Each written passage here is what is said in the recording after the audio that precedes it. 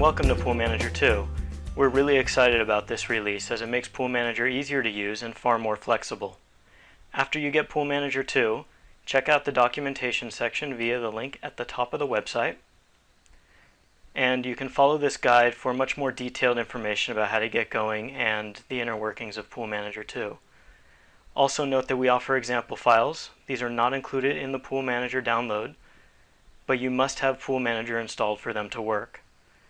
Also note that we have a code reference section that details how to use PoolManager with your code, and also example patterns. These are pieces of code and ideas that have come from our user forums that we think will help you understand what's possible with PoolManager.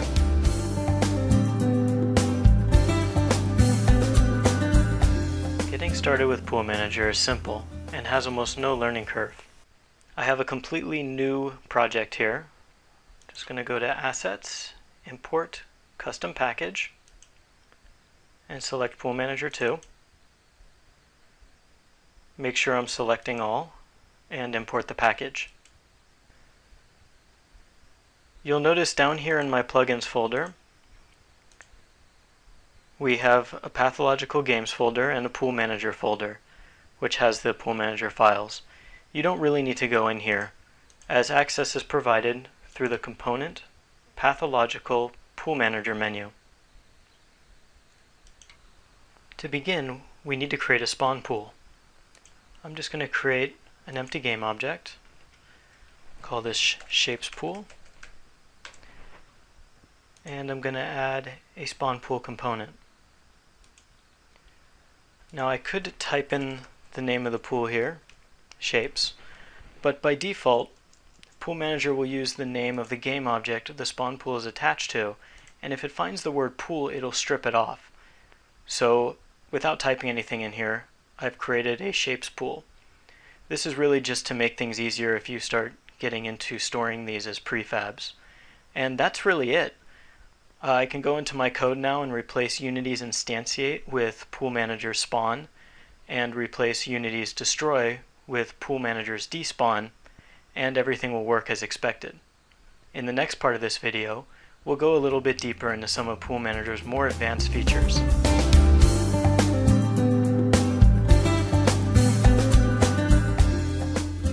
Spawn pools can actually consist of instances from many different prefabs. So if you had a lot of different enemy prefabs, you could make a single enemy's pool and access them all from one place. In PoolManager, these are called prefab pools and are created automatically the first time you use spawn. Allowing prefab pools to be created automatically is fine, but if you want access to some of the more advanced features, you either need to create them through scripting, or you can create them through the inspector, which is much easier. This is done by going into the spawn pool, expanding per prefab pool options. I'll add one, and I'm going to take this prefab that I made. It's just an empty game object that I called square, just because our pool is called shapes. And now we have access to the prefab pool options. One of the best features in PoolManager is the ability to preload instances at the beginning of the game. Traditionally, you would load your instances when you need them, which unfortunately is almost always at the time in your game where you want the most performance. Loading these instances when the game starts means that we can allow Unity to do all of the performance-intense tasks at a time when the player doesn't care. These include instantiating new instances and loading all the references into memory. I'm going to tell PoolManager that I want to preload 10 instances of my square prefab and start the game. And now you'll notice that under the Shapes pool, which has become the parent of all of these spawned instances, we have 10 squares. They're light gray, which means that they're currently in a despawned state, ready to be spawned from your code. You'll also notice that PoolManager appends numbers to the end of them. This is really just to aid you in development and make debugging more meaningful. By default, Unity would have just called everything square clone, which when you want to print some log messages to find out where a problem is in your game, and you have 100 enemies that are all the same name, it becomes pretty difficult to figure out what's going on. It doesn't have to be the beginning of the game to take advantage of this functionality. We can also make spawn pools prefabs. I'm going to make a prefab here, call it Shapes Pool, drag my pool into it, and delete it from the scene. And now I'm going to start the game, and of course you would do this through code, but I can add my pool to the game at any time, and Pool Manager will initialize the entire spawn pool, including all the per prefab pool options. You'll see I have my 10 squares in here now. I can even remove pools from the game, and you can't see it through the demo video, but Pool Manager goes through and cleans up all of the spawns, even if you had taken them out of the spawn pool game object and made them a child of something else. It will pull them all out of the scene. It will clean up all its references nice and cleanly. This is great because it means that Pool Manager will now work with level loading.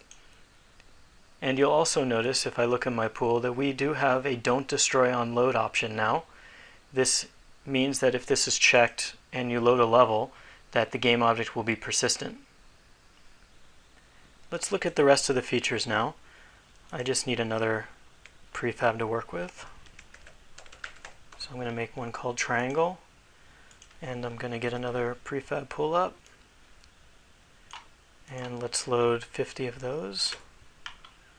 And just to show you everything's working, I'm going to start the game, drop it in, and you'll see I have my 10 squares still, but I also have 50 triangles.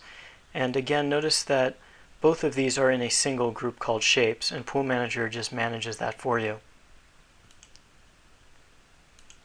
Back in my pool, you'll notice that log messages appears multiple times.